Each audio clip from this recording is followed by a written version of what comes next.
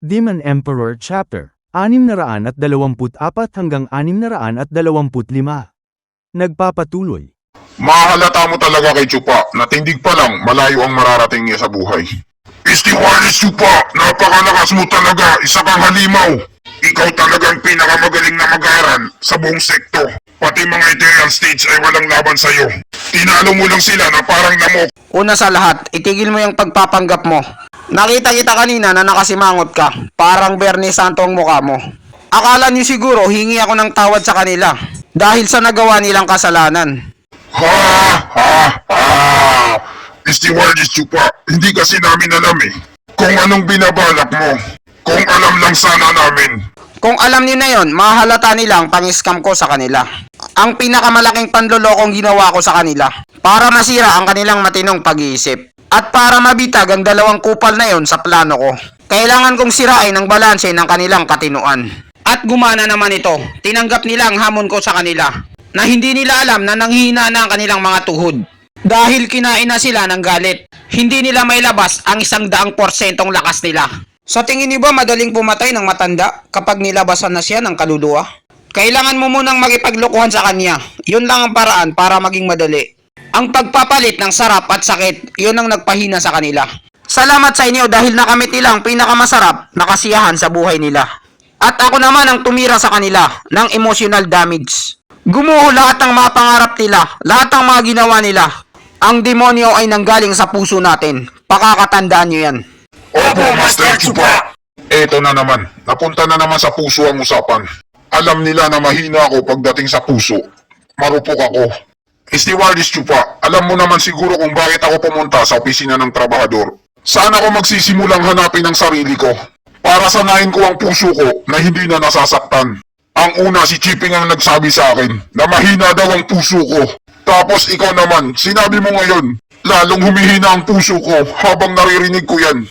Ano na ang gagawin ko? Hindi ko alam, kinakabahan na ang puso ko. Sige, sasabihin ko sa iyo ngayon at magpakailanman. Hindi mo kailangan pagpraktisan ng puso dahil kusa itong darating sa tamang panahon. Anong sabi mo? Sa tamang panahon ni Alden Richard? Ang puso ay hindi to parang lakas na gumagamit ng chakra, nen at spiritual energy o di kaya katawan. Ang antas ng puso ay binabase sa lawak ng kaalaman mo at karanasan sa buhay. Kung wala ka pang karanasan, kawawa ka, magiging ignorante ka, at wala kang magiging daan para maunawaan ito at magkaroon ng liwanag ang iyong puso. May mga taong nagkaroon na ng liwanag patungkol sa kaalaman sa isang beses lang. Mayroon din namang mga tao na matagal na itong sinusubukan, pero nahihirapan pa rin silang maunawaan ito. Kahit 1,000 pang paghirap ang dinanas nila. Ang mundong ito ay punong-puno ng tao at dumadaan sila sa iba't ibang karanasan. Kaya naman nagkaroon sila ng iba't ibang puso ng pangunawa. Ang ibig mo bang sabihin ay hindi na ako pwedeng magmahal? Hindi naman sa ganon, kaso wala ka kasing pag-asa, hindi ka kasi pogi. Tatapatin kita, ayoko talaga sa'yo. At wala rin akong pakialam sa'yo. Pero sasabihan kita ng isang sekreto. Ikaw ay may sarili kang mundo. At gagana yon kapag ginamit mo ang iyong puso. Kapag sumama ka sa mga matatalinong tao, marami kang matututunan sa kanila. Depende sa'yo kung maunawaan mo ito. Kaya kung ako sa'yo, sumama ka kay matandang ewan at huwag kang hiwalay sa kanya. Ano naman ang magagawa sa akin ng isang buntempering lang na matandang hukluban? Anong sabi mo, kupal ka? Napaka-ignorante mo talaga. Si matandang ewan ay isang lalaking napakarami ang kaalaman. Marami siyang karanasan. Matalino rin siya at mautak. Binibisita ko siya lagi para makipagmaritisan tungkol sa mundo. Tapos minamaliit mo lang siya? Dapat matuto kang kumilala ng mga MC. Bukod pa doon, masyado mo siyang inuhusgahan dahil sa panglabas na kaanyuan niya. Ang rason lang kung bakit ko siya pinakilala sa'yo ay dahil kakampi ka namin at marami ka nang naiambag sa opisina ng trabahador. Matandang kuya, negrong kuiho. Ang matandang uhog na yan ay isa siyang eksperto, kaya pumunta ka na sa kanya. Paano mo nasabi yan? Dahil hindi ko maintindihan lahat ng mga salitang sinasabi niya. Bobo kasi ako. Bali kapag hindi mo pala naintindihan, pwede na pala siyang tawaging eksperto para sa'yo. Anong klaseng paliwanag yan? Pero si Stewardess Chupa, nagkakaintindihan sila. Lagi silang nagmamaritisan. Kaya sa tingin ko, napakalayo ng agwat natin sa kanilang dalawa. Anong sabi mo baka mo? Nagchichismisan sila? Stewardess Chupa at lahat kayo, magkita na lang tayo sa susunod. Ang taong to, napakasimple lang. Pareho sila ni Matandang Lee. Kung matagal ko lang alam na hindi pala siya spy, nagsayang pa ako ng oras sa kakabantay sa kanya, minuminuto. Kailangan ko pa atang sanayin ng sarili ko, kulang pa ako sa karanasan. Huwag ka namang masyadong panghinaan ng loob dahil kulang ka pa ng karanasan. Kapag sumobra ka na, magiging isa ka ng demonyo. Ha ha ha ha. Anak, napakatibay mo talaga. Kinalaban mo ang dalawang matanda na mag-isa ka lang. Tapos nagawa mo pa silang mapatay. Magiging isa ka ng kapili-pili. At makakasali ka na sa darating na pagtitipon ng dalawang dragon. At bubuhatin mo ang sekto para tumaas ang rangko. May sama sa tatlong nasa gitna na sekto. Ang kapalaran mo, magiging isa kang alamat, Lodi. Pasensya na pero ayokong maging kapili-piling mag-aaral. Ano? Ano bang pinagsasabi mo? Ang laban na ito ang nagpapatunay na sikat ka na sa buong sekto. Ngayon wala nang haharang sa'yo sa pagpasok mo bilang kapili-piling mag-aaral. Tapos tatanggihan mo lang ito? Hindi ba ito ang buong rason kaya ka dinala rito ni si Huyu? Kinuha ko ni si Huyu para lumaban sa pagtitipon ng dalawang dragon. Hindi para maging kapili-piling mag-aaral. Ang mga mag-aaral na dadalo sa darating na pagtitipon ng dalawang dragon ay magmumula lahat sa opisina ng kapili-piling trabahador. At wala nang manggagaling pa sa iba katulad ng kapili-piling mag-aaral. Ano? Grabe ka na, Chupa! Nung sinabi kong tapos na, ang tinutukoy ko doon ay mga kapili-piling mag-aaral na siniraan nila kami sa social media. Kaya naman sinabi ko na ibabalik ko ang karangalan ng opisina ng trabahador at gagawin ko yon. Ang una muna naming titirahin ang mga mag-aaral sa loob. Pagkatapos ang kapili-piling mag-aaral na lang ang natitira. Hindi ba kasasabi nilang kanina na hindi kami karapat-dapat para maging kapili-piling mag-aaral? Kung ganun okay lang para sa amin. Pero kung gusto niyong sumali kami sa darating na pagtitipon ng dalawang dragon, kailangan niyo munang pumunta sa amin at magtrabaho bilang trabahador. At ako na lang ang magpapasya kung karapat-dapat ba kayong maging isang trabahador. Chupa, paano? Paano mo nasasabi ang mga ganyan bagay? Bakit kailangan pa namin magbayad? Sa nagawang kasalanan ng dalawang bata. At alam mo naman na patay na sila. Chupa, isa kang kahangahangang talentadong Pinoy. At nasa panig mo kami. Dapat matuto ka rin kung kailan tama na. Dahil nakasalalay rito ang dangal ng mga mag-aaral ko.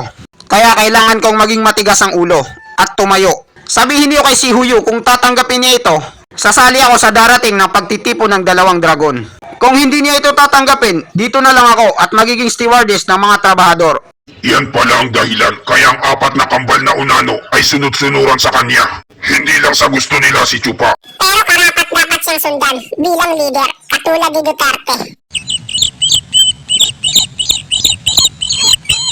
Ang sarap talagang tumagay kapag mag-isa ka lang at malayo sa problema ng mundo. Venerable C! Venerable C! Nakakatakot ang balitang ito! Pinakakupal na matanda, ang tanda-tanda mo na matatakotin ka pa rin. Maliliit na mga bagay lang yan, binibigyan mo na ng malaking issue. Maliit na bagay lang to para sa'yo. Kung ganun, alam mo na pala, Venerable C. Paano hindi ko malalaman, ako ang nagplano nun. Gaya nga ng sabi ni Manjin, it's all part of the plan. Pinlano mo pala. Dinala mo ang dalawang yun sa kanilang kamatayan. Pinakakupal na matanda, paano hindi mo pa rin naintindihan ang lahat? Bobo ka ba? Isipin mong mabuti, si ikalawa at ikapitong matanda. Dumalo sila sa opisina ng trabaho para manggulo. Kahit magpustahan pa tayo, ngayon ay nagkakagulo na sila dun. At yan ang gagamitin nating dahilan para matapos natin ang opisina ng kapili-piling trabador. Para sa ikakaganda ng lahat. Kung ganun, sir, yan pala ang tinutukoy mo. Yun nga, hindi ba yan ang pinunta mo rito? Ang bagay na to ay may pagkakaiba, pero pareho lang din. Paano mo nasabi yan? Ang dalawang matanda, gumawa nga sila ng eksena sa party, gaya ng inutos mo sa kanila. Gaya ng inaasahan ko. At pagkatapos nilang manggulo, pinatay sila doon.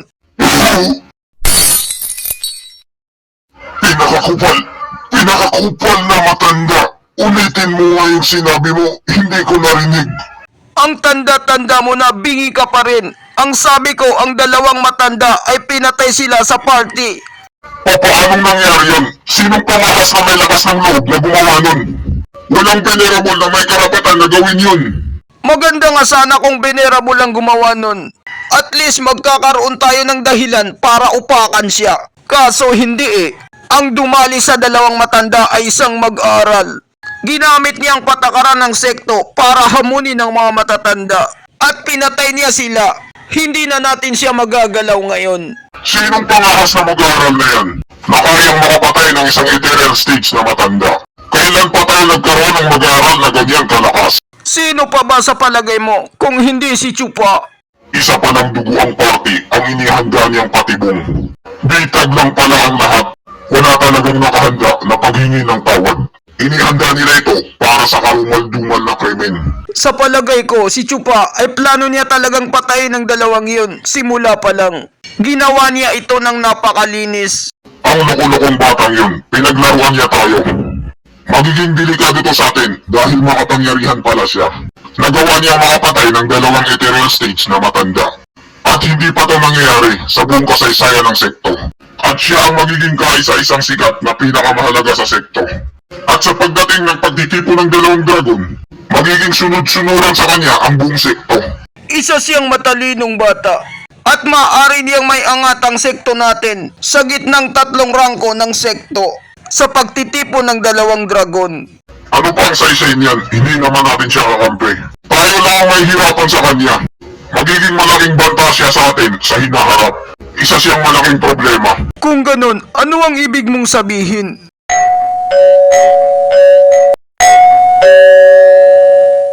Nagtatawag na ang loob ng sekto ng tuwad-kum meeting. Ito na yon siguro. Ang pinuno ng sekto, napakabilis niya talaga. Fast hand. Nakita na ni si Huyo ang kanyang aso na may tira. Kaya naman gusto niya agad i-promote ito para maging kapili-piling mag-aral. Kung ganon, ano ang gagawin natin?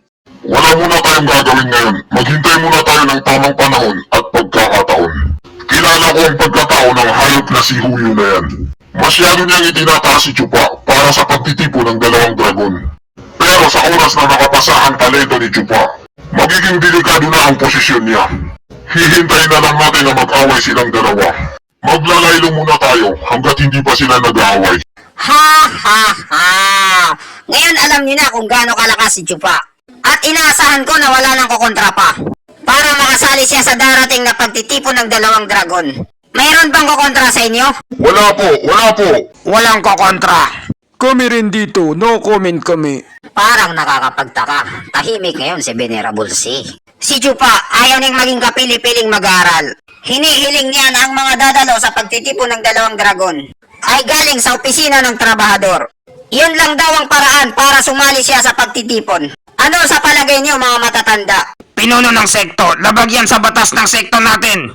Pinuno ng sekto, napakalaki na ng ulo ng batang yan. Talian na lang natin siya sa leeg kaysa sa pagbigyan natin siya sa gusto niya. Pinuno ng sekto, ang batas ay batas. Kailangan itong mangibabaw. Tumahimik muna kayo mga matatanda. Ang batas ng sekto ay ginawa lamang para sa mga malalakas. Dahil ito ay kahilingan ni Chupa, pumapayag ako. Ano? Parang may kakaiba ata ngayon kay Venerable C ah. Naninibago ako sa mga kinikilos ni Venerable C. At dito nagtatapos ang chapter 624 hanggang 625. Maraming salamat po sa panunood nyo. Mag-subscribe para laging updated sa buhay ni Chupa.